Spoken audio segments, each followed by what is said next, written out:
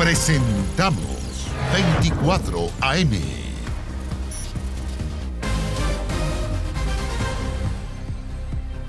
Así es, ¿cómo están ustedes? Comenzando este 24 AM, tempranito esta mañana, 2 de marzo, un día muy importante, muchos niños volviendo a clases, muchos papás a lo mejor preparándose a esta hora, así que un saludo para todos ustedes, mucho ánimo, en una jornada donde por supuesto también seguimos viendo lo que pasa en el resto del mundo. Hay información importante en Chile, pero por supuesto también estamos con los ojos muy puestos en Ucrania. Exactamente, en un día relevante, ¿no? A propósito de lo que tú señalabas, Carla, también con varios trabajos en los distintas calles, exactamente, autopistas, vamos a estar muy pendientes, por supuesto, a esa situación. Pero tú lo decías porque se intensifican, ¿no?, los bombardeos, ataques de Rusia a las principales ciudades de Ucrania, también aumentando con la cantidad de muertos en estos momentos, con Kiev, de acuerdo a la última información, la capital ucraniana cercada por este convoy que ayer veíamos kilométrico, ¿no?, de Rusia, que se acercaba ya para atacar la principal ciudad ucraniana. Sí, claro, también. Me sumo también a los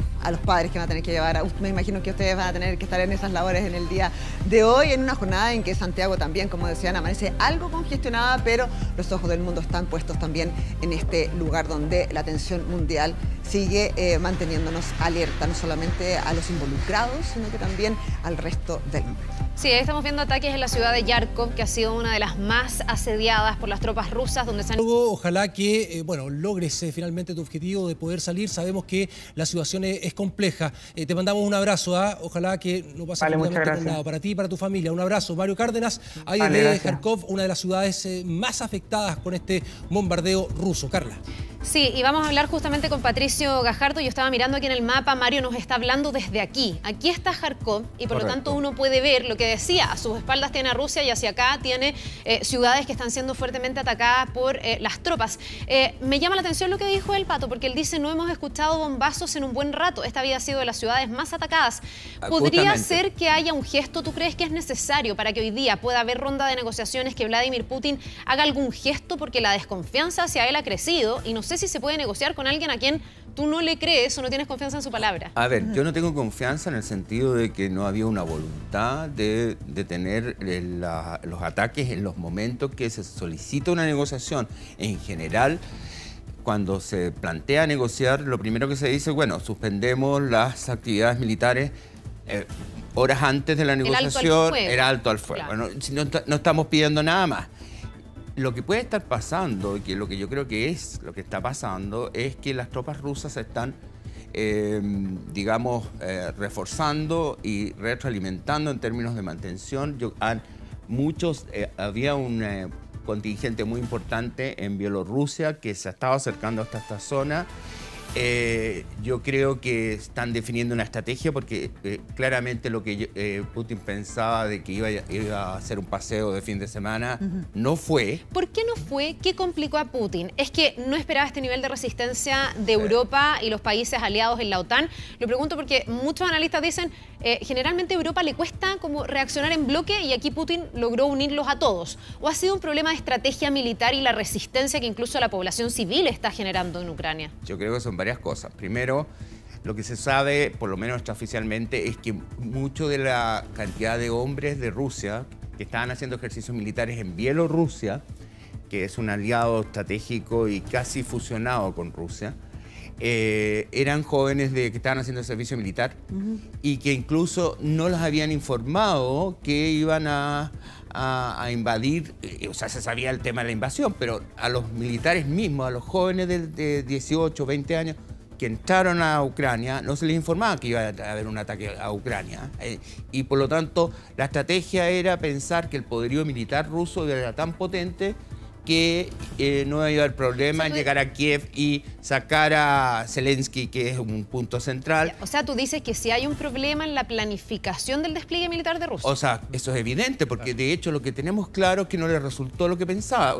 Esta invasión partió el jueves 24. Sí, estamos en el séptimo día. Estamos en el séptimo día y cada día que se resista, que resista Ucrania, es un día más ganado. Porque Patricio, que eso llama la atención porque uno dice esto es una planificación, no es que a Putin, a Rusia se le haya ocurrido los últimos días, incluso en las últimas semanas, atacar Ucrania. Y uno dice, dentro de esa planificación, ya qué pasa si hago esto, me responden de esta manera, entonces ¿cuál es mi plan para vencer finalmente lo que me están enfrentando a quien yo ataco? Correcto. Pero ha sido como días en que eso ha llamado la atención, no sé si eso lo comparte. Pero absolutamente, Gustavo. El tema es que yo creo que él pensó, por razones obvias, de que Rusia es un país mucho más poderoso militarmente, es una potencia militar, no es una potencia económica, por favor. Eso es muy importante que lo tengan en cuenta para la situación que se cree en el futuro. Es decir, si logra instalar un gobierno títere acá en Kiev, capital, saca a Zelensky, no tiene capacidad Rusia de mantener ese gobierno, porque imagínense ustedes, ya saca a Zelensky o lo mata a Zelensky, que también hay soldados incluso chechenos preparados para eso y para entrar en las ciudades, y que eso es una de las fallas donde más ha tenido, porque si ustedes se han fijado, los bombardeos han sido brutales, tipo la Segunda Guerra Mundial, mucha la población civil generando pánico, y después entran las fuerzas militares para... Ya la gente está tan asustada, la población civil, que no se atreven a atacar, pero igual no han logrado controlar la ciudad, porque Carla señalaba Kharkov y Kiev, que han sido de las más atacadas, pero no han logrado controlarlas. O sea, las bombardean, pero no las controlan. Ahora, si llegaran a sacar a Zelensky de Kiev, probablemente Rusia no estaría en condiciones de mantener económicamente, más aún con las medidas económicas muy fuertes que ha tomado la Unión Europea y en general todos los países de Occidente. Es que mientras más uno escucha este tipo de análisis, más se pregunta entonces cuál es el objetivo de Putin, cuál es el plan, porque también he escuchado a varios que dicen lo mismo. Si tú tienes ahí un gobierno títere, te quedas con un país de casi, no sé, 44 millones de habitantes, donde tienes divisiones internas y donde muchos en el último tiempo han dicho que quieren formar más parte de Occidente que de Rusia. ¿Cómo mantienes eso desde el punto de vista político, social? Y tú sumas lo económico, que me parece bien relevante, porque Rusia venía siendo una potencia, pero incluso fue sacada de este G7+1, ¿te acuerdas? Se juntaban los más industrializados del mundo y Rusia salió de ese grupo selecto. Y además tienen que pensar que Rusia no es un país rico económicamente. Rusia tiene poderío militar porque tomaba decisiones políticas en la época de la Guerra Fría, en la cual la gente a lo mejor se podía quedar sin calefacción, pero usaba la plata para construir tanques o misiles atómicos. Pero no es tiene un PIB, para que ustedes se hagan una idea, más o menos un poco superior a Francia e Inglaterra, como la mitad de eso, o más comparativo, es equivalente a Italia, el PIB que tienen. Y el ingreso per cápita es un poquito superior a Chile, para que se hagan una idea. Entonces, es un país que tiene un músculo militar, pero que no tiene un músculo económico. Si a eso le aplica, y eso es lo que tú decías, Carla, tienes toda la razón, en general Europa, la debilidad en materia internacional ha sido que nunca se pone de acuerdo. Claro. Lo vimos en el caso yugoslavo en la década de los 90, en que se desintegra Yugoslavia y había países que querían entrar, habían países que no querían entrar, o algunos mandaron tropas, otros no mandaron tropas, las Naciones Unidas. Lo que vemos acá, a diferencia del caso yugoslavo de los 90, es que sí vemos por lo menos una capacidad, y eso se lo atribuye a Zelensky, manejo de comunicaciones, el tipo ha sabido entregar una mística, ha sabido mostrarse como el que yo me quedo, yo estoy acá con ustedes. Y ha presionado directamente a Europa. O sea, también le ha dicho, me dejaron solo. Y en el fondo también hay un emplazamiento mundial de decirle a Europa y a Estados Unidos como, bueno, ustedes coquetearon todo este tiempo, háganse cargo. Y ayuden a Ucrania, que no puede defenderse solo con Rusia, y ayer en el discurso de la Eurocámara fue trascendente. O sea, le dice, bueno, ustedes acepten, porque somos parte de ustedes. Claro. Claro. Ursula von der Leyen dice, ustedes son parte nuestra. Entonces, Patricio,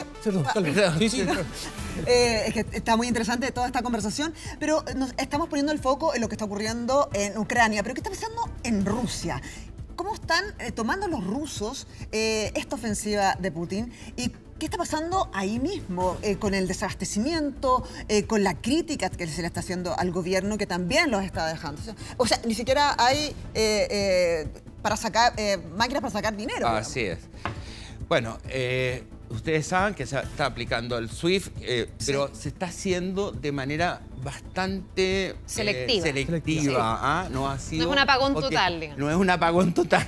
Si hubiera sido un apagón total, yo te podría responder rápidamente que la reacción de la población rusa sería mucho más dramática. Pato, perdón, solo sería bueno por nuestra audiencia también que expliquemos lo que es el SWIFT, porque en el fondo nosotros el SWIFT, pero no es algo, más allá de que está súper presente en nuestra cotidianeidad, no sabemos lo que es el SWIFT, que es un sistema al final para todos los envíos y las transacciones de dinero en el mundo. Eso es. Excelente, bien explicado, Juan Carlos. No, pero quería conceptualizar. Lo que nosotros hacemos de comprar algo por internet o qué sé yo, o transacciones bancarias, que lo hacemos todos los días, bueno, no se pueden hacer o se restringen. Ya, y perdón, la amenaza es que a Rusia se le pueda sacar del SWIFT. De manera total sería dejarlo absolutamente aislado en materia comercial, entiendo yo, Podría manejarse a través de China, pero eso no ha pasado porque la aplicación del SWIFT, de sacarlo del SWIFT, ha sido selectiva. Con algunos bancos se ha tomado medidas más concretas, en otros menos. Se ha privilegiado, por ejemplo, donde están los grandes oligarcas rusos. Recordemos que Rusia es un país que no es una democracia liberal como la entendemos nosotros, es una democracia en la cual hay control del poder, hay vínculos entre organizaciones criminales y el propio gobierno de Putin, hay oligarcas rusos, por algo se llama Londongrado, a Londres, porque hay mucha plata de organizaciones criminales rusas en Londres, y por lo tanto nos encontramos, y esas personas han sido una de las razones por qué seleccionar determinados bancos y recursos para justamente atacar a los que están más cerca de Putin, para que ellos presionen y convenzan a Putin de que es necesario parar esto. ¿Será suficiente? Esa es la pregunta, Pato. No me contestes todavía. Mira, tenemos que hacer una pausa. Vamos a estar también con Iván Núñez, que nos va a estar contando todo desde Ucrania. Una pausa muy cortita. Seguimos de inmediato con todo el análisis y muchas más noticias, por cierto.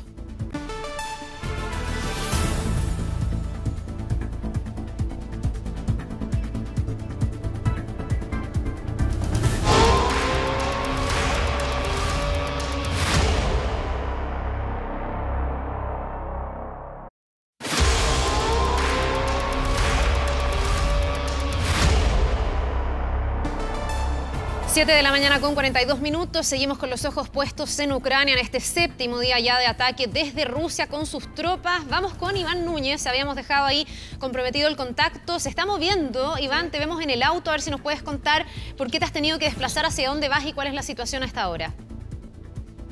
¿Cómo están? Los saludo nuevamente. Vamos junto a nuestra compañera Claudia Rojas, se la muestro de inmediato acá, a bordo de nuestro auto. Vamos caminos hacia Lutsk, nos vamos acercando hacia una zona intermedia entre donde nosotros estábamos, que era Lviv y Kiev, la capital. Ya no hemos pasado varios controles milicianos que hay en la carretera, donde te detienen un rato, en otros no. Mira, justo acá viene uno, déjame ver si es posible que se los muestre. Ahí ustedes adelante a la izquierda van a empezar a ver, son básicamente civiles, este es uno pequeñito, pero son básicamente civiles que están resguardando el camino, algunos armados, otros bien rudimentariamente, en algunos ahí se ve la bandera ucrania. Van a empezar a verlo ahora a la izquierda. Ahí se ve, Iván, claro, un grupo de gente que está ahí como resguardando el camino. Sí, y en algunos lados te detienen el vehículo, en otros te dejan pasar. Es bastante, Iván, si tú quieres, en ese sentido, aleatorio, ¿no? Sí. Tú te has desplazado ya otras veces. ¿Tú sientes que este tipo de controles, esta como fiscalización de la propia población civil ha aumentado? Además, hay que decir que tú te estás moviendo y te estás acercando a la zona de conflicto. Tú estabas en una ciudad que estaba un poquitito más alejada y vas rumbo a Kiev, que sabemos es el gran objetivo finalmente de Vladimir Putin. Bueno, sí, aumentan los controles y también, por ejemplo, otra cosa que es bien llamativa, ahora lo vimos saliendo desde el Lviv. En el camino desde la frontera hacia el Lviv, que fue hace algunos días ya, había mucho control y mucha gente intentando salir. Pero ahora, por ejemplo, ya en la salida de Lviv hacia Lutsk, que es la otra ciudad hacia la cual nosotros nos dirigimos ahora, una enorme fila de autos, es decir, es toda la gente que viene saliendo desde el este del país. Les voy a mostrar, me parece que aquí hay otro control. No. desde el este del país, y ahí se produce nuevamente una enorme cantidad de gente, y eso te da cuenta de un dato que es bien relevante, porque lo que decíamos hace un rato, Naciones Unidas va actualizando las cifras en la medida de lo que puede. Voy a cambiar la cámara para que veamos lo que hay carretera. Y lo que ellos señalan es que hay cerca de 650.000, mira ahí a la izquierda adelante, también a izquierda adelante, ahí pueden ustedes ver nuevamente civiles con estas pequeñas casetas que instalan, no sé si la alcanzaron a ver. Sí, perfecto, Iván. Y lo que te decía yo, ACNUR, que es la Alta Comisionada de Naciones Unidas para Refugiados, tiene una estimación actualizada de que serían más de 600.000 personas las que ya salieron de Ucrania. Y eso es lo que nosotros hemos visto, ¿no? Y lo vimos en Polonia, lo vimos en la frontera, en la ciudad de Médica, lo vimos en el VIP, lo vimos ayer en la estación de trenes, lo que usted decía, en la estación de la Dios, en fin, mucha gente que llega sin tener ni siquiera idea para dónde van. O sea, dicen, nos vamos, pero tú le dices, ¿tienes ticket? No tiene. ¿Y dónde va a ir a Polonia? ¿Tiene dónde llegar? No tengo idea. Salir. Básicamente salir. Como sea. Sí, tenemos cierta intermitencia. Hay que entender que Iván Núñez se está desplazando. Los servicios de Internet además no funcionan como funcionarían óptimamente. Ha habido incluso algunas iniciativas internacionales para poder entregarle comunicación a Ucrania. Elon Musk, por ejemplo, con todo lo que es la comunicación satelital. Perdona, solo decir que a esta misma hora que Iván se está acercando a Kiev, en Kiev comenzaron, según agencia Reuters, a sonar las alarmas, las sirenas antibombardeos, alertando a la población que un nuevo ataque vendría. Sí, exactamente, eso te iba a acotar. Es la imagen que estamos en vivo, lo que de alguna manera contrasta, ¿no?, lo que señalaba Mario Cárdenas, nuestro compatriota, en Kharkov, que es la ciudad que por lo menos el día de ayer, ¿no?, y en las últimas horas de la madrugada había sido una de las más afectadas con respecto a los bombardeos, a los ataques rusos, a diferencia de lo que estaba ocurriendo en Kiev. Quizás ahora, Patricio, también podemos interpretar que ahora se va a concentrar ya finalmente el ataque ruso en la capital ucraniana, ¿no?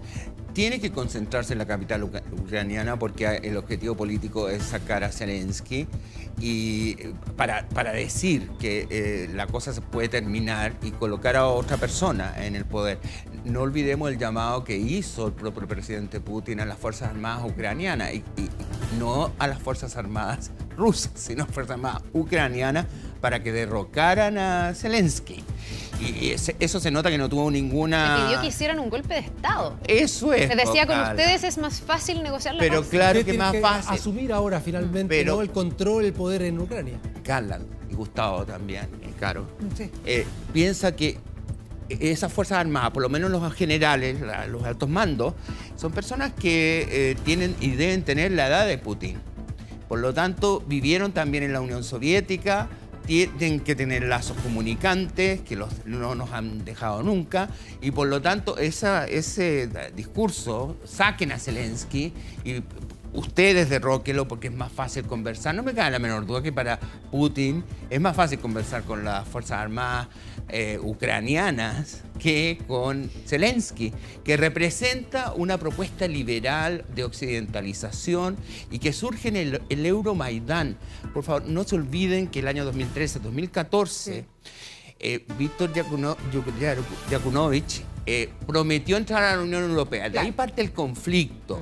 El conflicto parte cuando la gente pide entrar a la Unión Europea, y se produce, como en la Plaza Italia, en la Plaza de la Independencia, una gran manifestación que llevó varios meses. Mataron a más de 300 personas. ¿Y qué es lo que pasó? Putin dijo no, que Ucrania no entraba a la Unión Europea, no a la OTAN, a la Unión Europea. Después, Víctor Yanukovych arranca a Moscú porque también estaba acusado de corrupción y otras cosas más. Mueren más de 300 personas. Esto estamos hablando de 2013-2014. El 2014 se toma Crimea para mostrar que, bueno, ustedes podrán decidir entrar a la Unión Europea, pero aquí el que manda soy yo. Yo me anexo Crimea en un plebiscito que no lo reconoce nadie, no es reconocido internacionalmente. Y entonces Crimea es... No, y queda con una proyección además a través del Mar Negro, a toda una esto zona es clave. comercial. Acá hay una base militar muy muy estratégico. Sebastopol, que es la base militar más importante. Recuerden que para Rusia los mares calientes, o sea, que no se congelan en el invierno, son clave. Por eso intervino de forma tan activa en Siria, por ejemplo, porque ahí tiene una base militar en el Mediterráneo. Voy a hacer solamente una recomendación con respecto sobre todo a esto y cómo lo refleja muy bien. Hay un documental que está disponible en Netflix que se llama Winter on Fire, que de alguna manera, Pato, de alguna manera, Pato, tiene, yo siento que tiene un poquito de sesgo, pero recrea muy bien. Es un documental muy premiado, estuvo nominado al Oscar.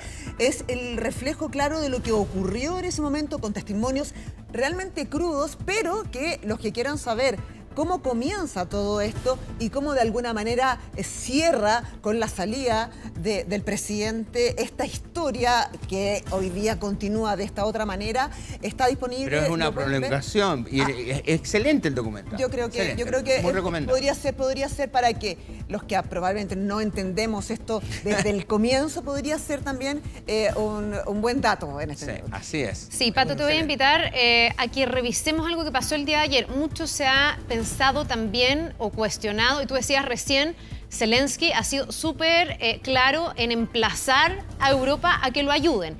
Y ayer hubo un punto de prensa en Polonia, donde fue el primer ministro británico, Boris Johnson, no sé si lo viste, que ha tenido un rol también bien preponderante en esta crisis. Ha sido más duro incluso. Claro, pero ayer hay una periodista que en esta ronda de prensa lo cuestiona y le dice, claro, usted viene a Polonia, pero usted no va a Ucrania, usted no va a Kiev. Vamos a revisar ese momento que fue súper tenso para el primer ministro. Es como la imagen del día. Sí, de todas maneras. Ahí. We are asking for the no-fly zone. We are saying in response that it will trigger World War III. But what is the alternative, Mr. Prime Minister? To observe how our children are, instead of planes, are protecting NATO from the missiles and bombs? What's the alternative for the no-fly zone? We have planes here, we have air defense system in Poland, in Romania. NATO has this air defense. At least this air defense could shield the Western Ukraine so that these children with women could come to the border. It's impossible now to cross the border. There are 30 kilometers of lines. Imagine crossing the border with a baby or with 2 children.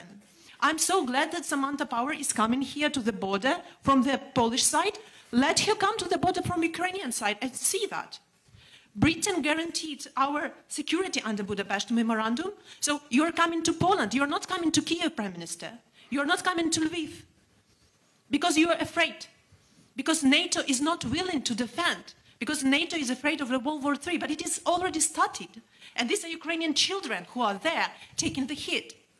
You're talking about more sanctions, Prime Minister. But Roman Abramovich is not sanctioned. He's in London. His children are not in the bombardments. His children are there in London. Putin's children are in Netherlands, in Germany, in mansions. Where are all these mansions seized? Bien, ahí súper elocuente las palabras de esta periodista que además le habla desde un punto de vista tan humano y con tanta razón. Ella dice, ustedes nos están defendiendo nuestros cielos para que no ingresen los aviones y en el fondo no nos puedan bombardear. Y son nuestros niños, los ucranianos, los que están viviendo la ferocidad de la guerra. Y Boris Johnson queda absolutamente descolocado. Dejar descolocado a Boris Johnson no es fácil. No es fácil, pero no sabe muy bien qué contestar porque es el gran cuestionamiento. En el fondo la OTAN dice, nuestro despliegue es defensivo, pero en los países de alrededor, pero la verdad es que a territorio ucraniano ni siquiera al espacio aéreo han entrado. Pero algo señalaba Gustavo en el sentido de que el ataque a la población civil se ha mantenido totalmente y eso es lo que expresa la periodista con esa elocuencia, es decir, ustedes dicen muchas cosas, pero bueno, acá están matando niños, están matando mujeres, o sea, acá está sucediendo muchas cosas que no se hacen cargo, en definitiva. Y que a ustedes en sus países no les pasa. Esos son pensamientos. Exacto. Respecto a lo que mencionabas anteriormente, ¿no? Y hacía esta aclaración o distinción de Rusia, una potencia no así económica, que le falta ese músculo. Le falta. ¿De qué manera le pueden afectar estas sanciones, ¿no? que en estos momentos ha determinado Occidente? Ayer escuchábamos a Joe Biden, por ejemplo, señalar que Putin se equivocó, que Putin había subestimado a Occidente, que finalmente Occidente había reaccionado y de buena manera. ayer también, ¿no?, vetando su espacio aéreo a los aviones rusos, lo que ya había decidido hace algunos días varios países en Europa. ¿De qué manera eso le puede afectar a Rusia? A ver, yo creo que le puede afectar en el mediano o largo plazo, si es que esto se mantiene en un plazo largo, porque vimos, como comenzábamos con la Carla, las presiones económicas han sido bastante selectivas. O sea, cuando se dijo que se acababa el SWIFT, era como una bomba atómica económica, pero no es así porque se ha ido haciendo de manera selectiva, porque hay que convencer a los bancos, hay que convencer, y no todos están dispuestos en todos los países a actuar de manera coherente y conjunta. Lo que sería un ataque directo ya es sacar a Rusia de cualquier, digamos, relación de carácter comercial. Entonces, vamos por ese lado. Pero ahí se podrían ver otros países afectados, países europeos, claro, por eso también. Pero por supuesto, claro. Pero por supuesto que se podrían ver otros países europeos afectados, por eso que lo hacen de manera claro, pero eso no ha sido el apagón total. Digamos. No es apagón total, porque, bueno, y si a mí no me pagan, pues si yo tengo negocios con Rusia, ¿y qué pasa si yo soy un chileno que estoy exportando a Rusia o a Ucrania, a pesar que no tenemos grandes montos de exportaciones? ¿Qué va a pasar con mi plata? ¿La voy a recibir? ¿Voy a tener acceso a esos recursos o la perdí? O sea, estoy hablando en términos muy no, práctico, exacto. O sea, en eso incide. Ahora, lo que sí yo quiero dejar claro, porque a mí me parece que Occidente ha sido también ambiguo.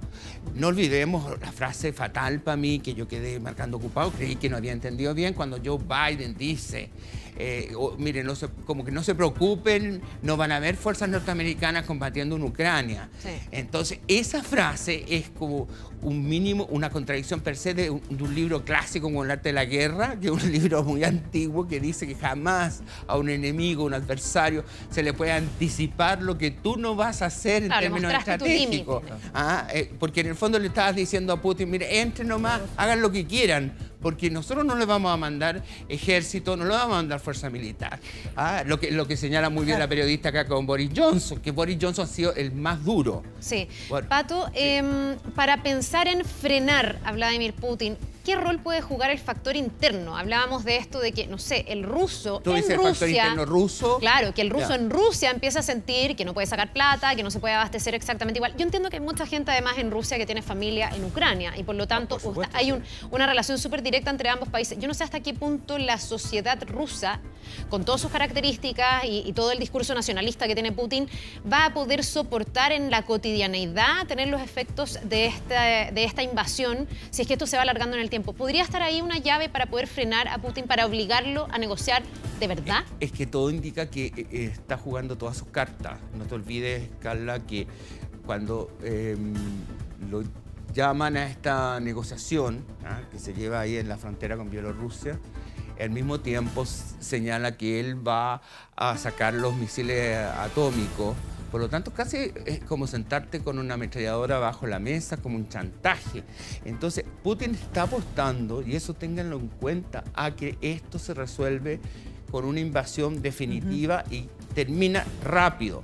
Por lo tanto, eso es lo que está él apostando. No estoy diciendo que vaya a suceder así. Esa es su apuesta y él insiste en eso. Y el ataque ayer en medio de las negociaciones, porque fue en medio de las negociaciones a Yarkov, fue brutal, y a población civil. Entonces no me vengan a hablar de que Putin no, en realidad está conversando. Está conversando porque no le fue bien. Está conversando porque él pensaba que este era un paseo fin de semana y se la alargó, y si está enredado en una posición que ahora, en Occidente ha ido ganando. Y negociando arriba de la mesa con el botón. Claro. Y sobre todo con lo que tú decías, ¿no? En el momento de alertar las armas disuasivas, que eso involucra armamento nuclear. Armamento nuclear. Y dijo, y si está. Y esa la demuestra la diferencia con Biden, porque Biden que dice, no se preocupen ustedes que están invadiendo, no vamos a llevar tropas norteamericana, y Putin no.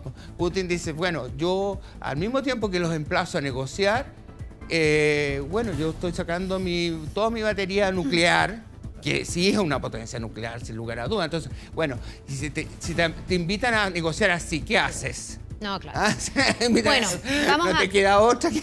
sentarte a negociar. Pato, vamos a tener que ver si se producen esas negociaciones en esta segunda oportunidad. Se dice que hoy día podrían ser. Está súper difícil el panorama. Te queremos agradecer Carla, mucho. pero es muy importante que entienda la gente que si se producen las negociaciones tiene que producirse un alto al fuego primero si que quieren lo ha pedido Zelensky. Una voluntad efectiva de llegar a un acuerdo, porque si no es un show para ganar tiempo. Ya, yo me imagino que esa garantía la debe exigir Ucrania también para sentarse a la mesa. Muchas gracias, Pato Gajardo, por haber venido, por habernos explicado. Patricio. Que tengas un excelente día. Nuevamente. Gracias. Nos vemos. Nos vamos despidiendo, son casi las 8 de la mañana. Sí, pues ya con esta imagen, mira, a propósito del regreso a clase ya oficial con este día aquí en la comuna de Providencia, precisamente tenemos imágenes de los escolares, los estudiantes regresando también con medidas sanitarias, con el protocolo, control de temperatura, alcohol gel, en fin, ahí también con el uso de mascarilla.